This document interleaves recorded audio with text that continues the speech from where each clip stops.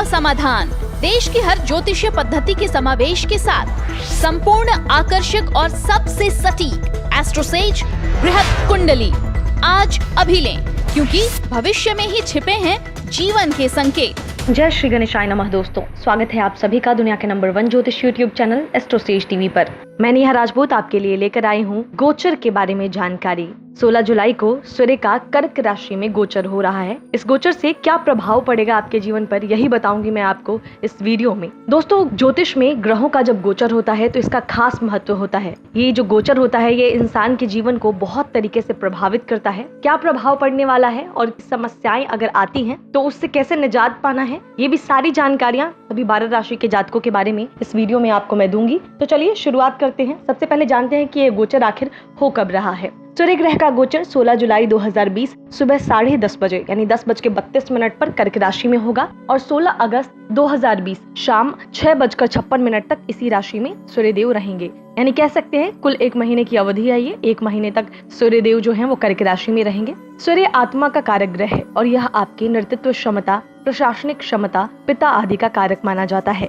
यदि कुंडली में सूर्य मजबूत अवस्था में हो तो ऐसा व्यक्ति राजा की तरह जिंदगी जीता है। वहीं जिस जातक की कुंडली में यह अच्छी अवस्था में नहीं होता, उसे जीवन में कई परेशानियों का सामना करना पड़ सकता है। सूर्य का यह गोचर जो कर्क राशि में हो रहा है हर शख्स के जीवन में कुछ न कुछ परिवर्तन लेकर आएगा। तो चलिए अभी आपको बताते हैं विस्तार से कि हर राशि के लिए क्या प्रभाव पड़ने वाला है उनके जीवन पर इस गोचर का। ये जो जानकारी हम आपको देंगे ये आपके चंद्र राशि पर आधारित है। जिन लोगों को अपनी चंद्र राशि नहीं पता है वो नीचे डिस्क्रिप्शन बॉक्स में दिए गए लिंक पर क्लिक करके अपनी चंद्र राशि का पता लगा सकते हैं। इसके अलावा आप चाहें तो ग्रहों की जो भी जानकारी चाहते हैं आप हमारी वेबसाइट पर जाकर ज्योतिष से बात कर सकते हैं और बहुत सारी जानकारियां हासिल कर सकते हैं। तो चलिए शुरुआत करते हैं। सबसे पहले बात करेंगे मेष राशि के जातकों की।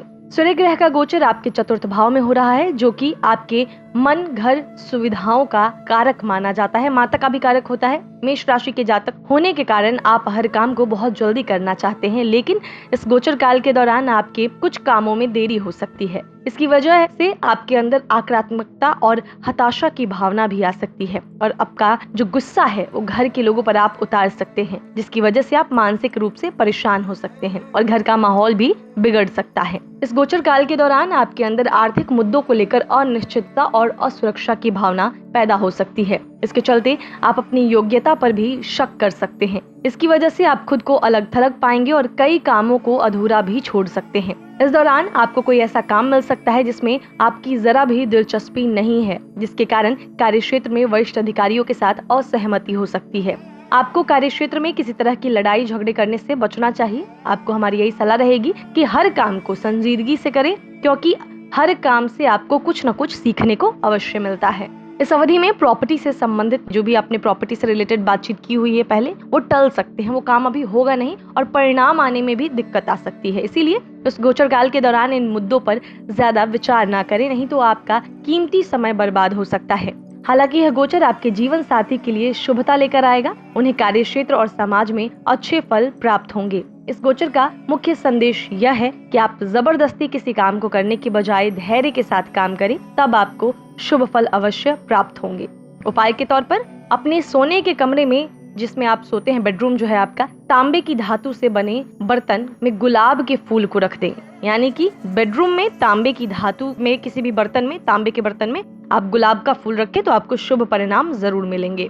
अब बात करते हैं वृषभ राशि के जातकों की। वृषभ राशि के जातकों के साहस और पराक्रम में इस दौरान जो है वृद्धि देखने को मिलेगी, क्योंकि सूर्य आपके प्रयासों, साहस, भाई बहन के तृतीय भाव में गोचर कर रहा है।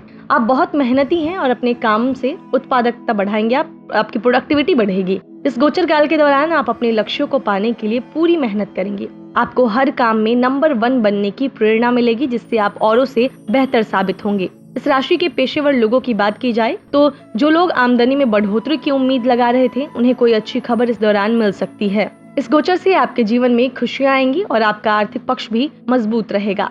स्वास्थ्य को लेकर भी कोई परेशानी नहीं रहेगी। सूर्य आपके चतुर्थ भाव का स्वामी है जो आपके घर की तरफ इशारा करता है। यही सूर्य ग्रह अपने से द्वादश भाव में गोचर कर रहा है, जो दर्शाता है कि इस दौरान की गई यात्राएं आपके लिए फलदायक साबित होंगी। इस दौरान आपके अंदर ऊर्जा की अधिकता रहेगी, जिसके चलते आप अपने कंफर्ट जोन से बाहर निकल सकते हैं। इस समय आप नई चीजों में हाथ आजमा सकते हैं, जिससे आपको सफलता और सम्मान प्राप्त हो सकता है। यह समय अपने भाई बहनों के साथ व्यतीत करने के लिए भी अच्छा है। यदि आप लोगों के बीच संवादहीनता है तो वो दूर की जा सकती है। एक बात विशेष ध्यान रखने की है कि तृतीय भाव आपकी सुनने की क्षमता को भी प्रदर्शित करता है और सूर्य को कई बार एक क्रूर ग्रह कहा जाता है, इसीलिए इस गोचर के दौरान आपकी सुनने की क्षमता प्रभावित हो सकती है।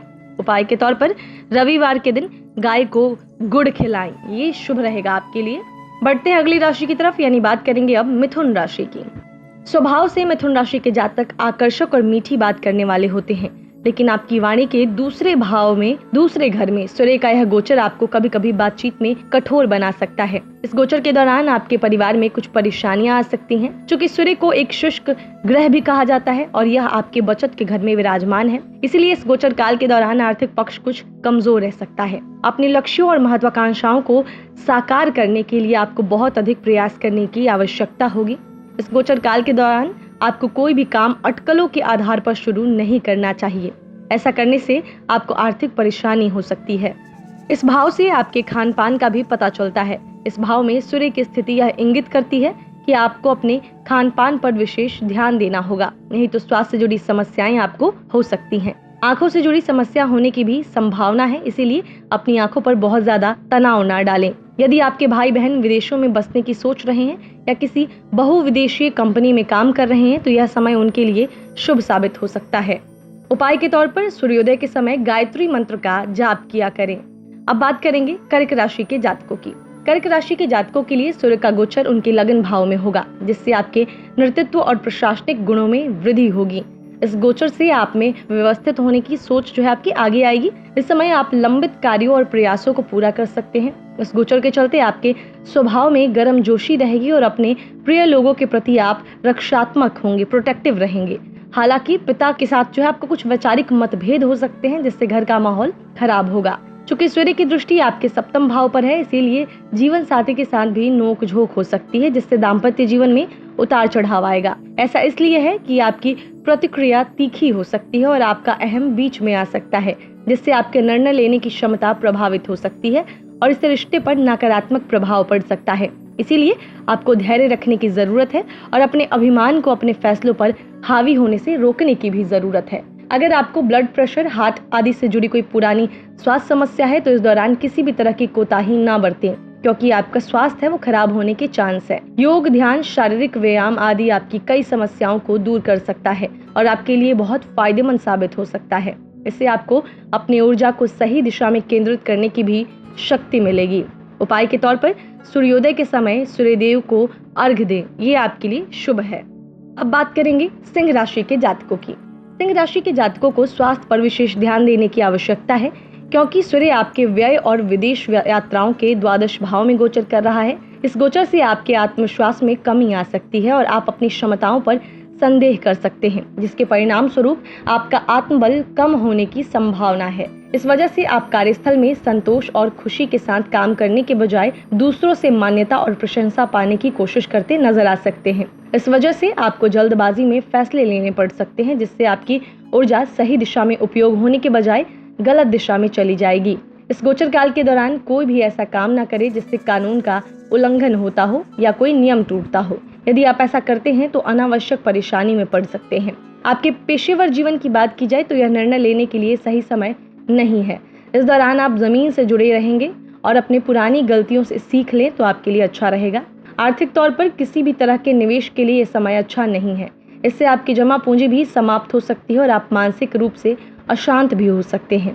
इस समय आपको कोई भी निर्णय सोच समझकर लेना चाहिए। भावनाओं में बहकर कोई भी फैसला ना ले। आपके निजी जीवन की बात की जाए तो इस गोचर के दौरान आप आक्रामक और आत्म केंद्रित हो सकते हैं, जिसकी वजह से जीवन साथी के साथ आपके मतभेद हो सकते हैं। ऐसे समय में आपको शांति से अपने जीवन साथी से बातचीत करनी चाहिए। इससे आपके निजी जीवन में अच्छे बदलाव आएंगे। उपाय के तौर पर अपने दाहिने हाथ की छोटी उंगली रविवार के दिन उसमें तांबे या सोने की अंगूठी में रूबी स्टार पहनना आपके लिए शुभ फलदायक रहेगा। 8 या 9 कैरेट का जो है आप रूबी पहन सकते हैं। आगे बढ़ते हैं, बात करेंगे कन्या राशि के जातकों की। सूर्य ग्रह आपके एकादश भाव में गोचर करेगा, इसीलिए यह गोचर जो है कन्या राशि के जातकों के लिए अत्यंत शुभ रहेगा। यदि आप आयात निर्यात का कोई काम करते हैं या किसी विदेशी संगठन में काम करते हैं तो यह गोचर आपके लिए बहुत लाभदायक सिद्ध होगा। इस समय काल में आपको पेशेवर जीवन में अचानक धन लाभ होने की संभावना है, जिससे आपका आर्थिक पक्ष मजबूत होगा। आपको अपने पिता या पिता तुल्य या किसी सरकारी संस्था से भी इस दौरान लाभ हो सकता है। यदि आपने साझेदारी में कोई बिजनेस किया है तो इससे आपको लाभ होने की पूरी संभावना है। इस राशि के जो जातक नौकरी पेशा हैं, उन्हें अपने प्रयासों का अच्छा फल मिल सकता है। आपके काम को वरिष्ठ अधिकारियों द्वारा सराहा जा सकता है। काम के संबंध में इस राशि के जो जातक इस अवधि में यात्रा करेंगे, उन्हें भी मनमाफिक परिणाम मिल सकते हैं। आपके स्वास्थ्य जीवन की बात की जाए तो किसी पुरानी बीमारी से इस दौरान आपको राहत मिल सकती है। अपने रिश्तों में इस दौरान आप गर्मजोशी से नई ऊर्जा भर सकते हैं। कुल मिलाकर देखा जाए तो सूर्य का यह गोचर आपके पेशेवर और निजी जीवन दोनों के लिए ही अच्छा रहेगा। हालांकि सूर्य की स्थिति आपके दृष्टिकोण को कभी कभी कठोर बना सकती है, जो कि आपका स्वाभाविक गुण नहीं है। इसके चलते आप उन मुश्किल समस्याओं का रचनात्मक हल निकाल पाने में असमर्थ हो सकते हैं जो आपके जीवन में आ रही हैं। उपाय के तौर पर सूर्योदय के समय सूर्याष्टक का पाठ करना आपके लिए शुभ रहेगा। अब बात करेंगे तुला राशि के जातकों की। तुला राशि के जातकों के दशम भाव में सूर्य ग्रह का गोचर होगा। इस भाव में सूर्य अपनी दिग्बली अवस्था में होता है। इस भाव से आपके करियर और पेशेवर जीवन के बारे में विचार किया जाता है। सूर्य की स्थिति तुला राशि के जातकों में सक्रियता भरेगी और आप में प्रबंधन और नेतृत्व करने के गुण आएंगे। इससे आपको अपने पुराने लक्ष्यों को प्राप्त करने की शक्ति मिलेगी और नए कामों को भी आप बहुत अच्छी तरीके से कर पाएंगे। इसके चलते उच्च अधिकारियों के बीच आपकी छवि सुधरेगी। आपको नई जिम्मेदारियां भी इस दौरान मिल सकती हैं। वहीं कुछ जातकों को किसी संस्था में अच्छा पद प्राप्त हो सकता है। पिता या सरकारी संस्था से भी आपको लाभ प्राप्त हो सकता है। इस राशि के जो जातक सरकारी जॉब की तैयारी कर रहे हैं, उन्हें भी मनमाफिक फल इस समय मिल सकते हैं। प्रॉपर्टी से जुड़े मामलों में भी आपको इस दौरान फायदा होगा। सूर्य के गोचर के चलते सामाजिक जीवन में भी आपका मान सम्मान बढ़ेगा। सूर्य देव के इस गोचर काल में स्वास्थ्य से जुड़ी समस्याएं भी दूर हो जाएंगी। हालांकि सूर्य के इस गोचर के दौरान आप खुद को हर बार सही साबित करने की कोशिश कर सकते हैं,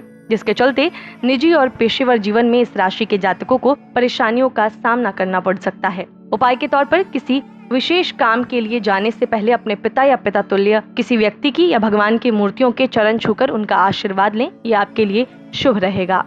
चलिए बात करते हैं हम वृश्चिक राशि के जातकों की। वृश्चिक राशि के लोगों के दशम भाव का स्वामी होकर सूर्य नवम भाव में गोचर कर रहा है। सूर्य की स्थिति आपके कामों में देरी ला सकती है और पेशेवर जीवन में आपको कुछ परेशानियां हो सकती हैं। ऐसा इसलिए भी है कि सूर्य जिस स्थिति में सबसे मजबूत होता है, उससे द्वादश भाव में विराजमान है। इस दौरान अपने पिता या पिता तुल्य लोगों से भी आपको शिकायतें हो सकती हैं। इस गोचर काल के दौरान आपको ऐसा कोई भी काम नहीं करना चाहिए जो कानून के खिलाफ हो, नहीं तो किसी बड़ी परेशानी में पड़ सकते हैं। पेशेवर जीवन में इस राशि के जातक किसी झूठे आरोप में फंस सकते हैं, जिसके चलते आप परेशान हो सकते हैं। चूंकि सूर्य आपके तृतीय भाव पर भी दृष्टि डाल रहा है, जो कि आपकी वाणी का कारक भाव है, इसीलिए बातों में कठोरता आपके हो सकती है, जिसके कारण परिवार के लोगों और जीवन साथी के साथ तालमेल बिठाने में मुश्किल आ सकती है।